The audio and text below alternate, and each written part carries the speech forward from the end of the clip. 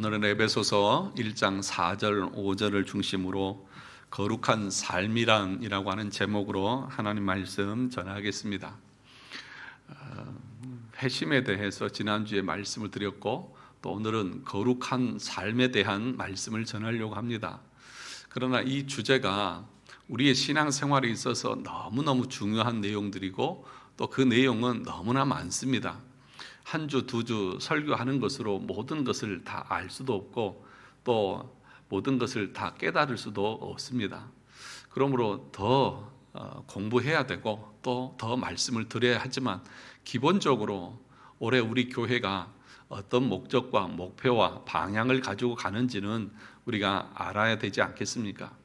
그래서 회심의 열매, 거룩한 삶이라고 하는 제목으로 올해 표어를 정하고 그래서 저의 관심과 또 관점은 다른 데 있는 것이 아니라 여러분이 참으로 회심해서 하나님의 거룩한 백성으로 살아가는 데 있다는 것을 여러분들이 기억했으면 좋겠습니다.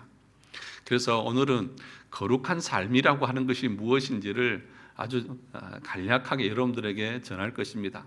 너무 양이 많고 방대해서 제 마음이 바쁘고 급해요.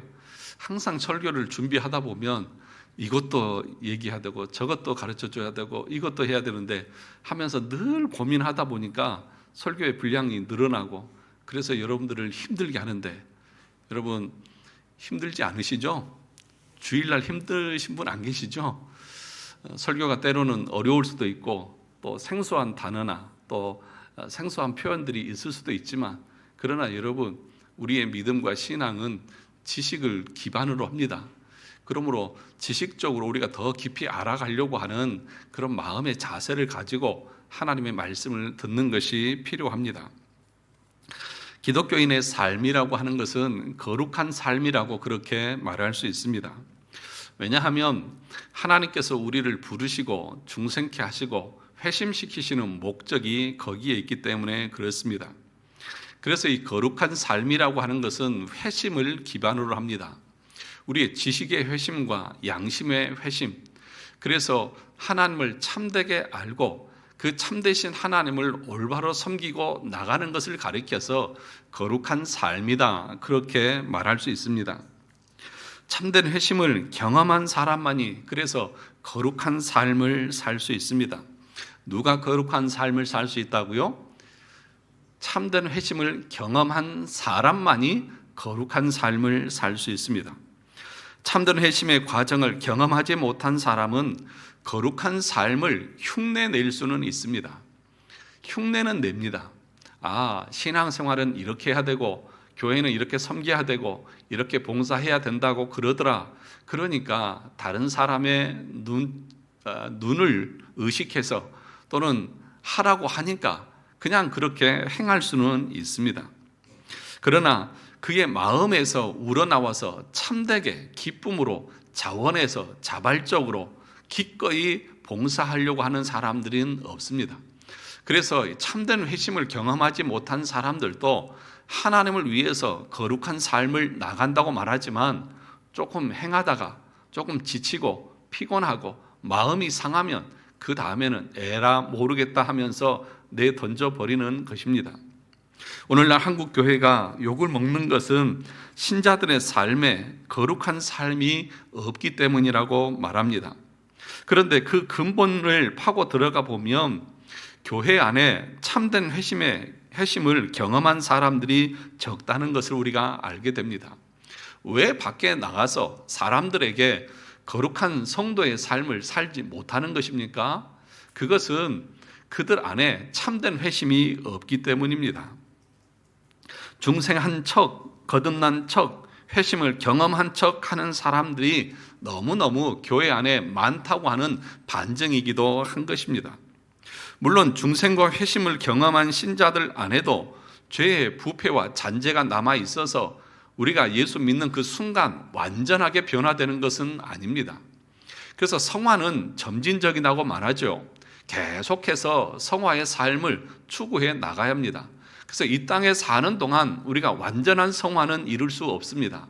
그러나 참으로 회심한 사람은 그의 삶에 있어서 하나님을 향하고 이웃을 향하는 거룩한 삶의 여정들을 계속해서 추구하며 나간다는 것입니다. 그래서 참된 회심을 경험한 사람은 자신의 그 죄성과 그 부패와 타락의 모습을 바라보면서 때로는 안타까워하고 때로는 부끄러워하고 때로는 자기 자신의 이 죄에 대한 그 모습을 바라보면서 자기 자신을 증오하기까지 합니다. 네가 그러고도 예수 믿는 사람 맞느냐? 자기 스스로에게 그렇게 질책하고 한탄하는 그런 모습까지 갖습니다. 이것이 참으로 회심한 사람들의 모습인 거죠. 그러면서 다시 일어나서 그 말씀에 순종하며 그 뜻대로 살아가려고 하는 의지가 계속해서 발현되는 것입니다. 오늘 본문의 말씀을 보시면 이렇게 분명하게 바울은 말합니다. 고 창세전에 그리스도 안에서 우리를 택하사 우리로 사랑 안에서 그 앞에 거룩하고 흠이 없게 하시려고 그 기쁘신 뜻대로 우리를 예정하사 예수 그리스도로 말미암아 자기의 아들들이 되게 하셨으니. 그러니까 왜 창세전에 우리를 택하셨습니까? 왜 그리스도 안에서 우리를 하나님의 자녀 삼으셨습니까? 그 중간에 보시면 그 앞에 거룩하고 흠이 없게 하시려고, 우리를 중생케 하신 목적, 우리를 창세전에 예정하신 그 목적 안에 우리를 향하신 하나님의 거룩하심이 포함되어져 있다는 것입니다. 그것은 풀어서 얘기하면 나를 부르신 목적이, 나를 구원하신 목적이 말씀에 순종하고 그 말씀 안에서 하나님을 사랑하고 이웃을 사랑하게 하기 위한 목적으로 구원을 시키셨다는 것입니다. 그러므로 참으로 회심한 사람들은 그 하나님의 목적대로 살아가게 되어져 있다는 것입니다. 그렇다고 하면 우리의 삶에서 이런 거룩한 삶이 나타나지 않는 이유는 무엇일까요? 왜 내 삶에서는 이런 거룩함을 추구하는 그런 열망이나 소망들이 일어나지 않아야 할까요? 내가 참으로 회심을 경험하지 못했기 때문일 가능성이 많다는 것입니다. 물론 한 번 그 구원의 확신을 갖는다고 해서 그 사람의 삶의 목적이 완전히 뒤집어지는 그런 경험이 없을 수는 있습니다. 그러나 점차적으로 조금씩이라도 그 하나님을 향한 그 소망들을 가지고 나가게 되어져 있습니다. 그런데 여기서 주의해야 할 것이 한 가지 있습니다. 무엇이냐 하면 칭의 다음에 성화가 나오는데, 이 거룩한 삶이 나오는데, 거룩한 삶을 가지고 이 사람이 믿음으로 의롭게 된 사람인지 아닌지를 결정해서는 안 되고 판단해서는 안 됩니다. 무슨 얘기냐 하면 칭의에 따르는 결과이지, 칭의가 앞서 가는 것이지 그 성화가 칭의를 끌고 가는 것이 아닙니다. 무슨 얘기냐? 어떤 사람들은 그렇게 판단할 수 있습니다. 네가 그렇게 거룩한 삶을 살지 않은 거 보니까 너는 택한 자가 아니다. 그렇게 얘기해버리면 안 된다는 것입니다. 우리는 우리의 행위로 구원받는 것이 아닙니다. 그러니까 믿음으로 구원을 얻는 사람들이 자동적으로 또는 그 열매로 나타나고 따라와야 하는 것이라는 이 인식들을 가지고 있어야 합니다. 이 순서가 바뀌어서 거룩한 삶을 보고 이 사람이 칭의된 사람인지 선택받은 사람인지를 판단하는 것은, 그것은 로마 카톨릭에서 말하는 구원론이고 알미니우스주의자들이 말하는 구원론인 것입니다. 그래서 로마 카톨릭은 칭의, 그러니까 칭의, 믿음으로 의롭게 되어져서 하나님 앞에 구원받는 것이 성화 뒤에 있습니다. 그러니까 네가 거룩한 삶을 사는 것을 보고 그 열매를 보고 내가 너를 판단하겠다, 그렇게 순서가 바뀌어져 있는 것입니다. 그것은 곧 네 행위가 너를 구원한다, 그런 말과도 같습니다. 그러나 우리 개혁신학은 그렇게 말하지 않습니다. 하나님께서 우리를 구원하실 때 우리의 행위와 전혀 상관없이 우리를 구원하셨습니다. 오늘 본문에 보면 하나님께서 우리를 언제 택하셨다고 했습니까? 창세전에요. 창세전이라고 하는 그 말은 영원 전에, 그러니까 시간이 창조되기 이전에 하나님이 우리를 택하셨다는 것입니다. 그 말은 우리의 어떤 행위에 근거하지 않고 우리를 자녀 삼으셨다는 것입니다. 그것이 하나님의 조건 없는 선택이고 하나님의 무상적인 은혜고 자비의 근거인 것입니다. 그것 때문에 우리는 구원을 받았습니다. 그래서 우리가 구원을 얻는 것은 우리의 행위를 따르는 것이 아닙니다. 그런데 오늘 본문의 말씀에 보면 또 뭐라고 말합니까? 너희를 그렇게 택하신 목적은 너희가 그 안에서 하나님 앞에 거룩하고 흠이 없는 정결한 삶을 살게 하기 위해서 부르셨다. 그러니까 이 두 가지가 우리의 신앙의 균형을 잡아야 합니다. 우리는 우리의 구원의 근거를 행위에 두지 않습니다. 하나님께서 선택하심에 둡니다. 그런데 그것으로 끝나서 이제 내가 하나님의 자녀가 되었으니까 이제 마음대로 살아도 된다. 어떤 죄를 지어도 나는 구원을 받는다. 그런 생각으로 우리의 구원을 이해한다고 하면 그 앞에 거룩하고 흠이 없게 하시려고 하는 이 말은 어떻게 우리가 해석을 해야 합니까? 그러니까 내가 구원받은 백성이라고 하면 그 구원받은 자로서의 열매로 내 삶에 거룩한 삶이 나와야 한다는 것입니다. 마태복음 7장 17절에 보면 이와 같이 좋은 나무마다 아름다운 열매를 맺고 못된 나무가 나쁜 열매를 맺나니, 또 누가복음 6장 45절에 보면 선한 사람은 그 쌓은 선에서 선한 것을 내고 악한 사람은 그 쌓은 악에서 악한 것을 내느니라. 좋은 나무가 좋은 열매를 맺고 나쁜 나무가 나쁜 열매를 맺는다고 하는 그 말은 무슨 얘기입니까? 그러니까 우리가 참으로 회심한 사람이라고 하면 회심의 열매가 나오겠죠. 회심하지 못하고 여전히 죄 가운데 있기 때문에 죄의 열매가 나오는 것 아니겠습니까? 내 마음이 그리스도의 성령으로 말미암아서 회심을 경험하고 양심이 회심되어졌다고 하면 그 선한 양심에서 선한 열매들이 나올 것 아닙니까? 그런데 내 양심이 아직도 화인 맞고 아직도 어둠 가운데 있고 아직도 죄악 가운데 있기 때문에 그 악한 열매들이 내 삶에서 나오는 것 아니냐는 것입니다. 누가 거룩한 삶을 살 수 있습니까? 택함을 입은 자들입니다. 택함을 입은 자들만 선한 삶을 향해서 나갈 수 있다는 것입니다. 말씀을 통해서 거룩한 삶으로 나가게 되는 것입니다. 그러나 택함을 받지 않고 회심의 경험을 하지 못한 사람들은 절대로 그 말씀에 순종할 수도 없고 순종하려고도 하지 않고 그래서 거룩한 삶으로 절대 나갈 수 없습니다. 택하신 자들만이 하나님의 말씀대로 살고 싶은 마음을 가지는 것입니다. 그것이 우리 안에서 역사하시는 성령의 역사인 것입니다. 그러면 왜 우리를 거룩한 삶으로 이끄시느냐? 왜냐하면 그 거룩한 삶을 통해서 우리 택함 받은 신자들이 내가 택함 받은 하나님의 자녀라고 하는 것을 확신할 수 있기 때문에 그렇습니다. 자신이 하나님의 말씀에 순종하고 죄를 멀리하고 주님을 기쁨으로 섬기는 자신의 모습을 보면서 자신이 하나님의 택함 받은 자라고 하는 그 확신을 우리가 갖게 되는 것입니다. 사랑하는 성도 여러분, 여러분 안에 내가 하나님 앞에 구원받은 하나님의 자녀라고 하는 확신이 있으십니까? 그 확신의 근거를 여러분들은 어디에서 찾습니까? 그렇게 얘기하면 대답들을 못 하세요. 우리 확신의 근거는 하나님의 말씀으로 하는 것입니다.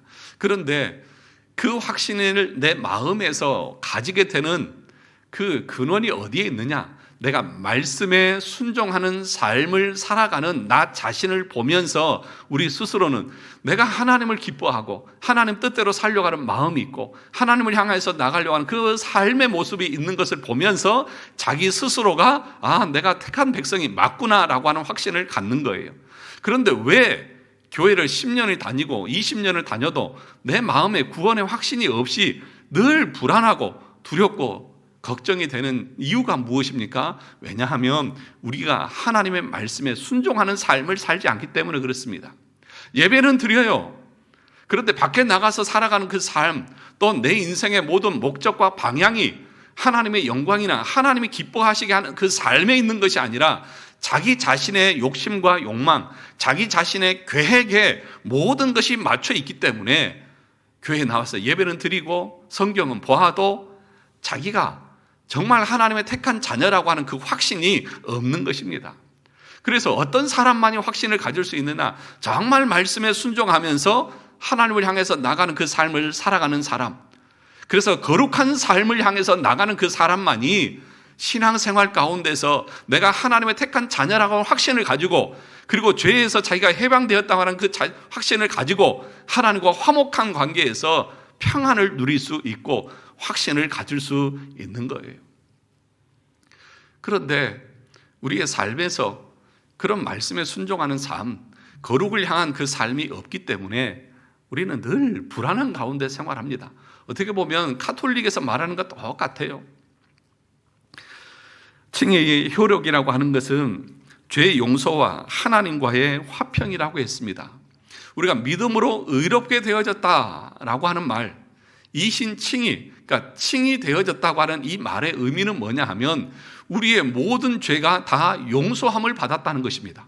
그러면 여러분, 죄가 다 용서함을 받았다고 하면 그것에 대한 확신이 있으면 걱정할 필요 있습니까? 없습니까? 없죠.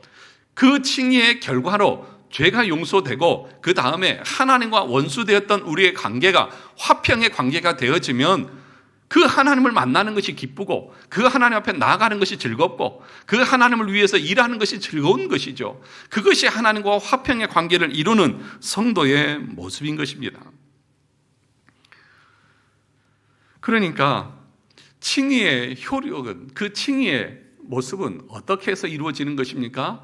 예수 그리스도께서 하나님 아버지의 그 말씀대로 그 십자가에서 죽으시고 율법의 모든 것을 다 순종함으로 우리가 그것을 전가받아서 믿음으로 의롭게 되어지는 것 아닙니까? 그러니까 의의 전가라고 하는 그 말, 믿음으로 의롭게 되어졌다고 하는 그 말 속에는 무엇이 포함되어져 있냐 하면 순종이 포함되어져 있는 것입니다. 무엇이 포함되어 있다고요? 순종이요. 우리를 선택하신 것에는 무엇이 포함되어 있다고 했습니까? 거룩함이 포함되어 있다고 했습니다. 그러니까 믿음과 거룩한 삶이라고 하는 것은 두 개가 함께 연결되어져서 분리되어지지 않는 거예요. 그러니까 믿음으로 산다, 나는 믿음의 삶을 산다, 이 말은 다른 말로 하면 나는 말씀에 순종하고 말씀을 따라서 하나님을 향해서 거룩한 삶을 살아간다, 이 말과 동의어라고 말할 수 있습니다. 그러니까 이걸 두 개를 분리하면 안 되는 겁니다. 그래서 이 구원의 서정을 윌리엄 퍼킨슨이 뭐라고 불렀다고요? 황금? 지난주에 얘기했는데도 다 잊고 오셨어요? 어디다 두고 오셨어요? 황금? 사슬이다, 그렇게 얘기했죠. 구원을 향하여 가는 황금의 길이다. 사슬이라고 하는 것은 무슨 말? 연결되어져 있다는 거잖아요. 우리가 믿음으로 의롭게 되어졌다, 칭의받은 자는 양자의 삶이 있습니다. 그 양자, 칭의다운 하나님의 자녀다운 삶의 모습이 뭐냐? 성화다, 거룩한 삶이다. 그렇게 연결되어져 가는 거예요. 그런데 내가 믿음으로 의롭게 되어졌다, 칭의되어졌다, 그리고 끝, 그리고 양자의 삶이 없어요, 거룩한 삶이 없어요. 이것은 참된 구원의 모습이 아니라는 것을 말하는 것입니다. 그러므로 회심을 통해서 회개와 믿음을 갖게 되면 의롭다함을 받는데, 그 의롭다함이라고 하는 것은 거룩한 삶으로 나간다는 것입니다. 그래서 이 거룩한 삶이라고 하는 것은 인간들의 설득에 의해서 이루어지는 것이 아닙니다. 강요에 의해서 만들어지는 것도 아닙니다. 그렇게 강요나 설득으로 자, 좀 해달라, 좀 해라.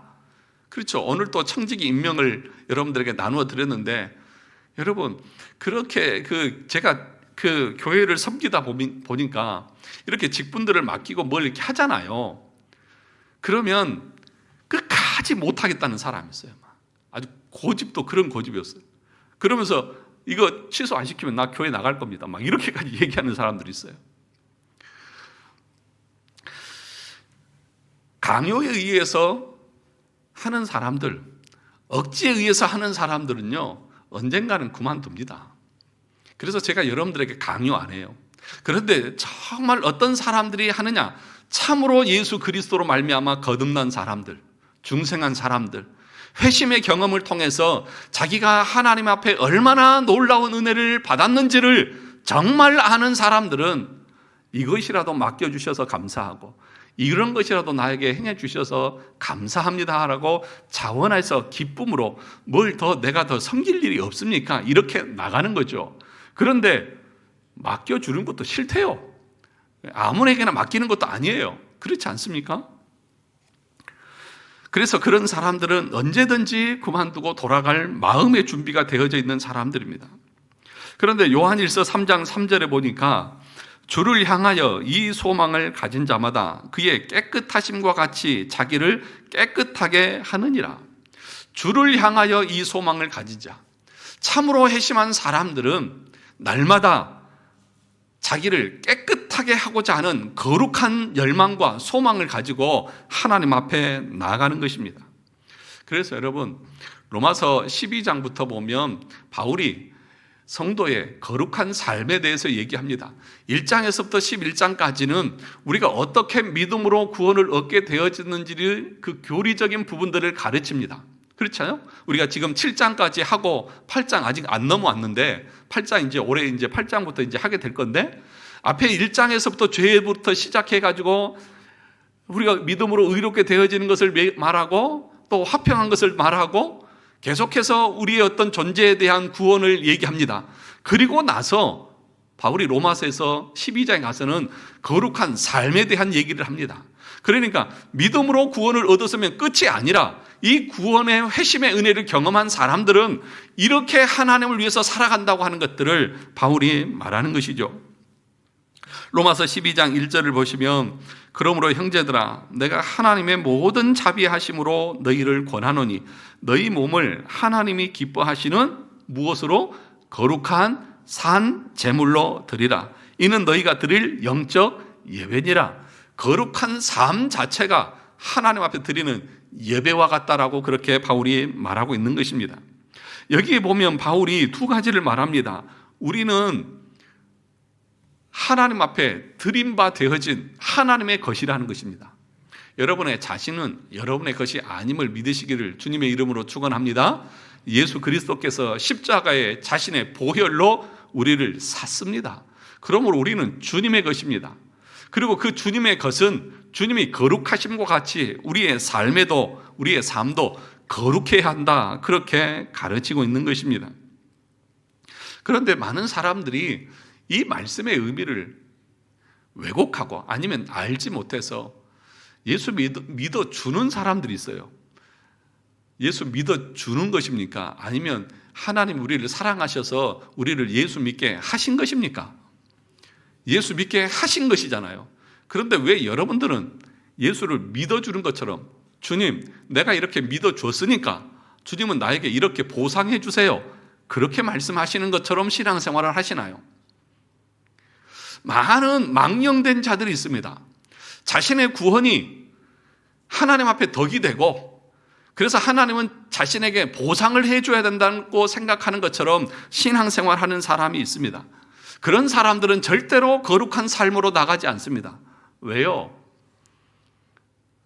하나님이 나를 위해서 복을 주셔야 하는 분이지 내가 하나님을 위해서 뭔가 해야 된다고 하는 그런 의식이 없는 것입니다. 사랑하는 성도 여러분, 참된 회심을 경험하지 못한 사람들은 각자 자신 안에 자신을 지켜 세우려고 하는 왕국을 하나씩 가지고 있다고 말합니다. 자신의 불타는 욕망, 죄성에 자리 잡고 있는 가장 뿌리 깊은 부패성인 이기심과 자기 중심과 자만이 우리 인간의 중심에 꽉 자리 잡고 있다고 말합니다. 그래서 모든 것을 자기 중심적으로 이해하고 해석합니다. 판단하고 결정하고 행동합니다. 여러분이 판단하고 결정하고 행동할 때에 누구를 중심으로 하시나요? 여러분 자신을 위해서 하지 않습니까? 나 자신, 내가 좋으면 하고 내가 싫으면 안 하고 나에게 이익이 되면 하고 손해가 되면 하지 않는 것이 그것이 이기적인 인간의 모습이고 그것이 죄성 가운데 있는 인간이라고 그렇게 얘기합니다. 죄가 뭐냐? 죄가 뭡니까? 죄는 이기적인 자기 사랑이라고 칼빈이 기독교 강요에서 말했습니다. 죄가 뭐라고요? 이기적인 자기 사랑이요. 그러므로 우리는 모두 다 죄 아래에 있는 거예요. 죄의 잔재 가운데 늘 우리는 나 중심적으로 해결하려고 해요. 왜 우리 안에 그렇게 갈등이 많고 서운한 감정들이 많이 찾아오는 것입니까? 왜냐하면 거의 대부분의 모든 사람들이 자기 중심적으로 생각하고 결정하기 때문에 그렇습니다. 여러분이 누군가를 위해서 존재하고 누군가를 돕기 위해서 있다고 하면 그 사람에게 서운한 감정이 있을 수 있습니까? 없습니까? 없죠.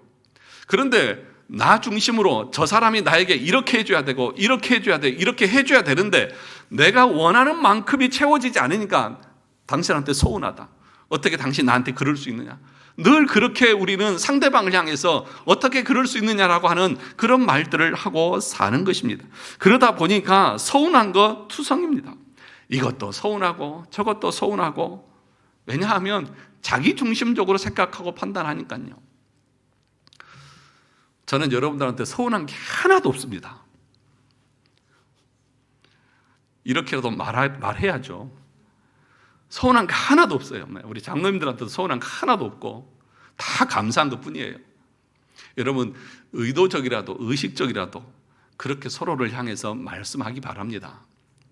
여러분, 우리가 지난주에 배웠듯이 성도의 교제가 무엇입니까? 성도의 교통이라고 말했죠. 교제가 아니라 교통이라고 말했습니다. 교통은 교제와 달라요. 교제는 뭐냐 하면 서로 마음 맞는 사람끼리만 노는 거예요. 서로 수준이 맞는 사람끼리 놀아요. 왜냐하면 수준이 안 맞으면 내가 늘 채워줘야 되거든요. 가난한 사람하고 만나면 어때요? 늘 뭘 퍼줘야 되잖아요. 싫어요. 그럼 뭐예요? 서로 주고받을 수 있어야 돼요. 그게 세상에서 말하는 교제예요. 그런데 교통은 뭐냐? 그게 아니라 서로가 지체가 되어져서 손과 발, 머리 모든 것이 서로가 통용되어지는 거예요. 그래서 서로 우리는 교통하는 사람들이에요. 그런데 늘 우리는 교제하려고 그래요. 그러니까 늘 편이 나눠지고 사람들 간에 갈등이 생기는 건 아니냐 하는 것입니다. 사랑하는 성도 여러분, 저와 여러분들의 관계 가운데서 자기중심적으로 생각하면 절대로 우리는 만족할 수 없습니다. 상대방을 위해서 우리는 존재하는 사람들입니다. 그것이 거룩한 삶입니다. 그것이 거룩의 모습인 것입니다. 죄의 모습이 뭐예요? 나 중심으로 내 유익만을 위해서 사는 것이고요. 반대로 거룩한 삶이라고 하는 것은 예수님께서 마태복음 22장에서 말씀했듯이 뭐예요? 하나님을 마음을 다하고 뜻을 다하고 목숨을 다해서 사랑하는 것이고, 또 하나는 이와 같이 내 이웃을 내 몸과 같이 사랑하는 것이다. 내 것을 나눠주고 내 것을 다른 사람에게 섬겨주고 하는 것은 너무 힘들어요. 왜요? 이기적인 인간이기 때문에 내 것을 누구에게 나눠준다고 하는 것처럼 어렵고 힘든 일이 없어요. 그런데 참으로 회심한 사람들의 그 삶의 모습은 이것이 이기적인 것에서 이타적인 것으로 바뀐 사람들이기 때문에 그것이 자연스러워요. 나눠주고 어려운 사람들을 섬기고 연약한 사람들을 돕는 것이 자연스럽고, 그렇게 해주는 것을 통해서 기쁨을 누리는 거예요. 저는 제 아내를 섬기는 데서 기쁨을 얻습니다. 저는 제 아내에게 뭔가를 줄 때 제 아내가 행복해하는 모습을 보면서 기뻐요. 여러분들 안 그러십니까?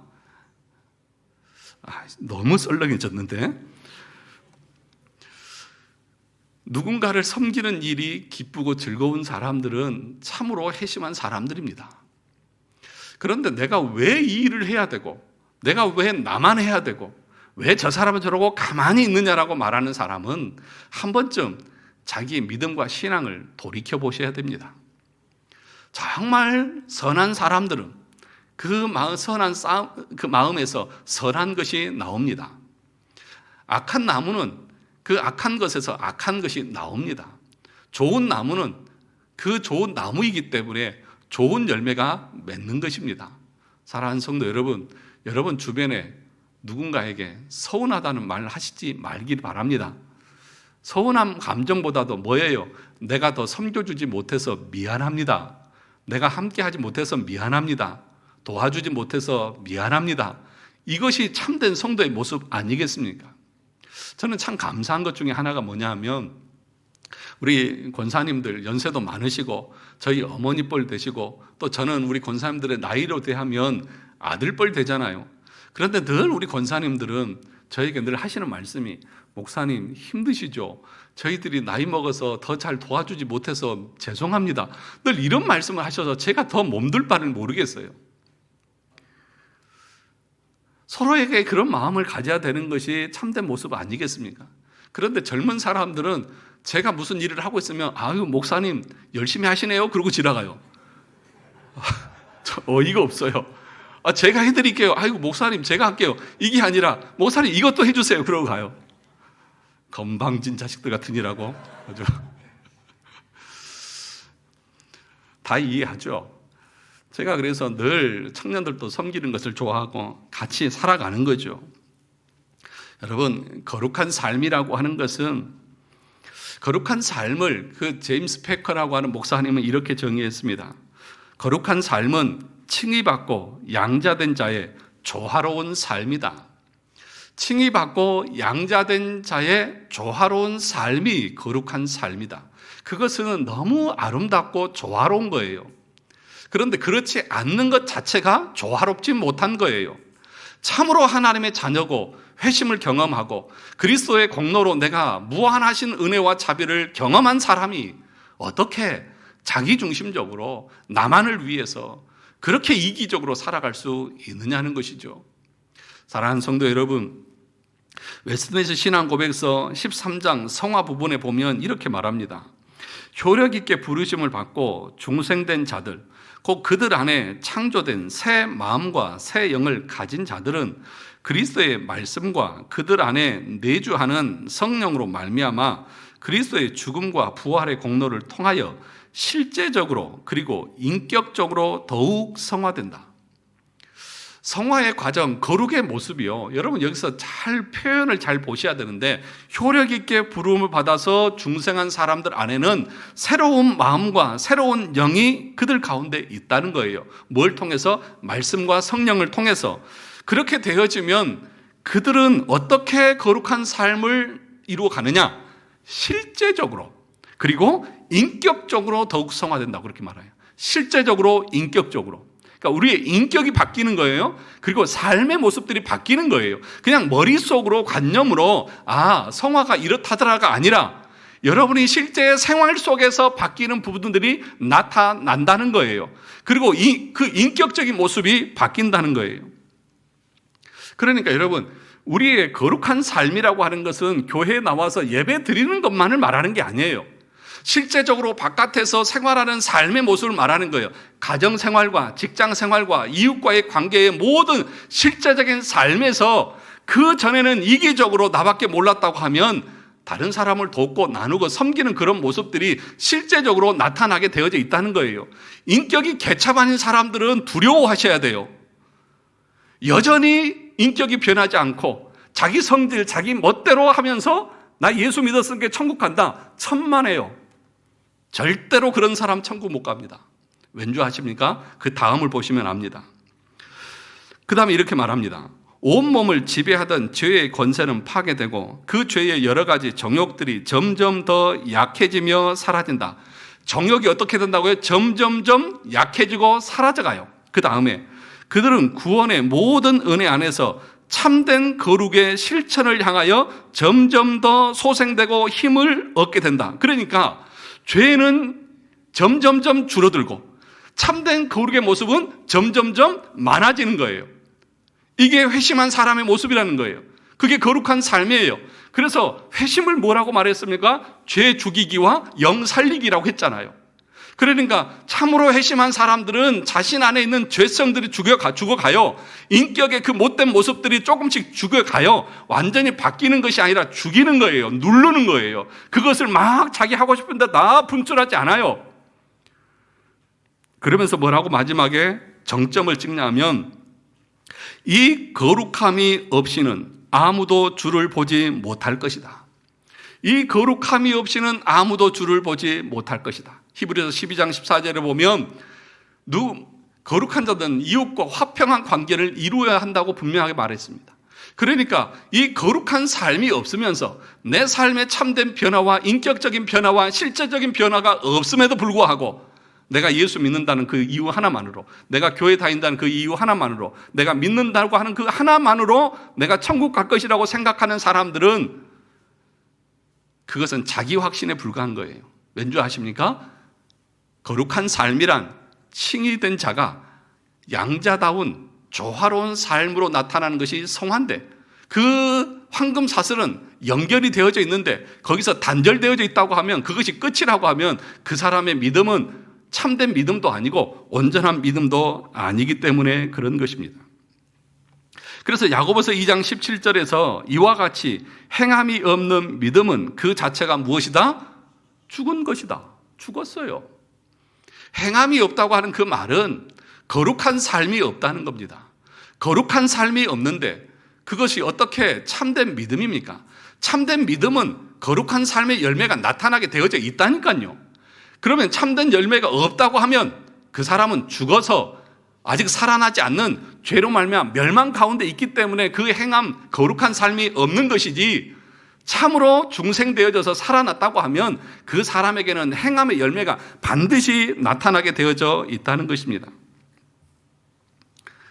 그래서 우리를 거룩한 삶으로 이끌어가는 것이 무엇이냐 하면, 오늘 여기서 보니까 하나님의 말씀입니다. 무엇이라고요?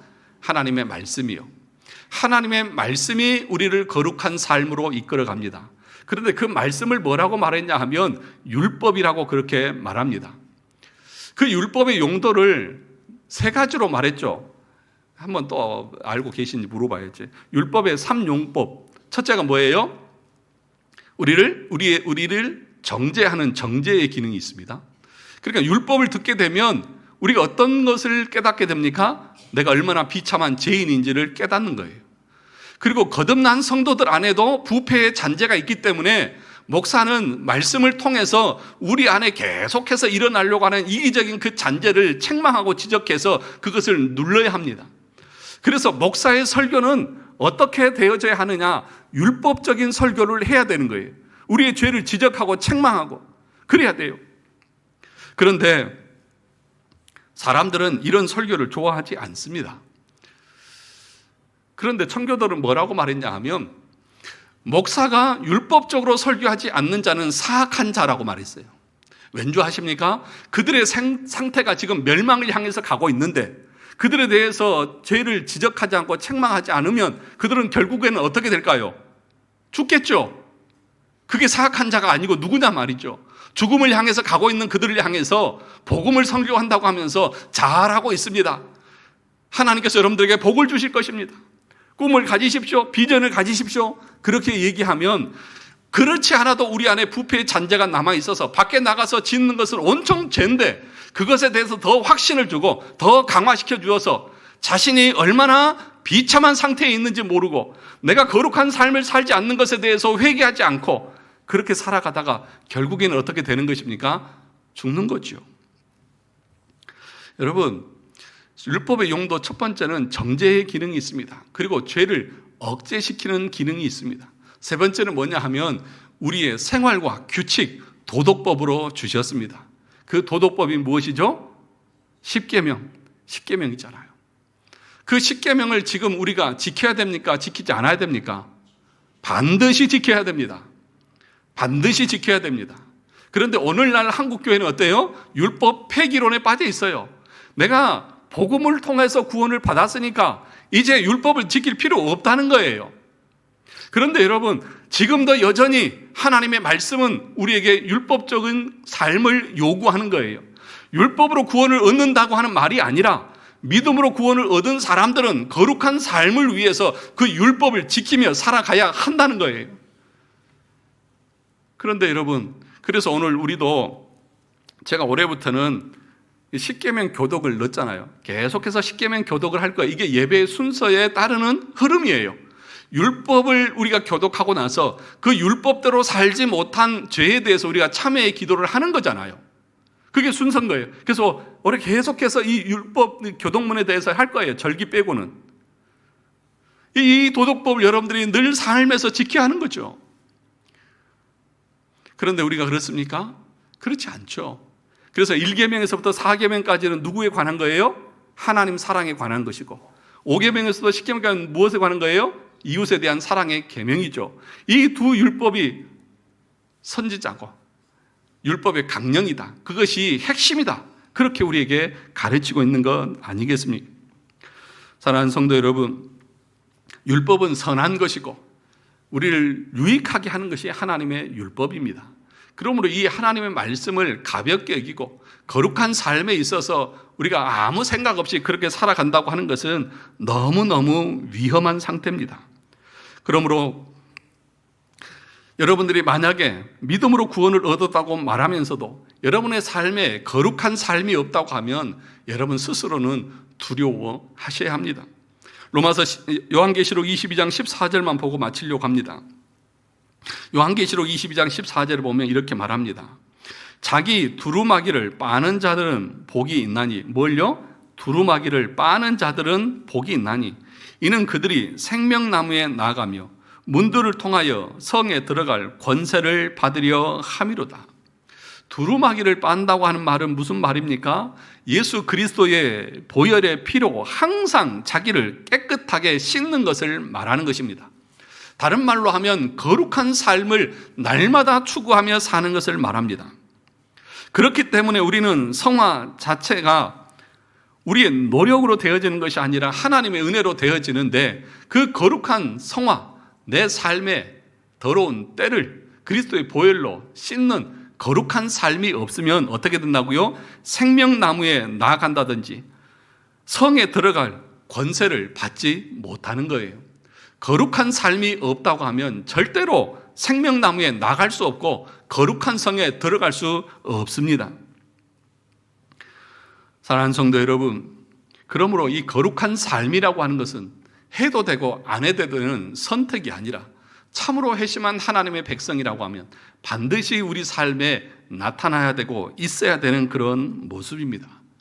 그러면 이 거룩한 삶을 여러분들은 살아가고 있습니까? 정말 거룩을 향해서 여러분들이 열심을 내고 있습니까? 의지적으로 열심을 내고 있느냐 하는 거죠. 그래서 거룩한 삶이라고 하는 것은 이 뿌리는 하나님의 은혜지만 우리가 삶에서 실제적으로 노력해서 그리스도의 장성한 분량에 이르도록 힘써야 되는 것이 거룩한 삶입니다. 하나님의 은혜니까 나는 그냥 가만히 있으면 되겠지. 아니요. 예배도 주일날 꼬박꼬박 주일날 나오고 오후 예배도 참석해서 교리를 배우고 그리고 기도하는 시간을 갖고 말씀을 의지적으로 읽고 또 듣고 하는 그런 내 개인이 실제적으로 그 일들을 행해 나가야만 우리가 거룩한 삶을 살 수 있습니다. 그래서 성화의 기본적인 원리를 뭐라고 말하느냐? 여러분 밖에 나가서 착한 일 하라. 그게 성화의 기본적인 원리가 아니라 하나님을 사랑하는 것이 성화의 기본적인 원리입니다. 성화의 가장 거룩한 삶의 가장 극치가 뭐냐? 하나님을 마음을 다하고 뜻을 다하고 목숨을 다해서 사랑하는 것이고 이웃을 그와 같이 사랑하는 것이 그것이 거룩한 삶의 극치인 것입니다. 반대로 얘기하면 나 중심, 내 의, 내 자랑, 내 계획 다 내려놓는 거예요. 하나님 뜻 안에 모든 것을 맞추는 것입니다. 그것이 거룩한 삶입니다. 이것이 없이는 누구도 주를 볼 생각을 하지 말라고 분명하게 성경에서 말씀하고 있고 웨스트민스터 신앙 고백서에서도 말씀하고 있습니다. 저와 여러분의 삶에 올 한 해 이 거룩을 향한 여정들을 잘 떠날 수 있는, 그래서 참된 거룩의 모습으로 우리가 더 아름답게 성장하고 성숙해지는 은혜가 있기를 주님의 이름으로 축원합니다.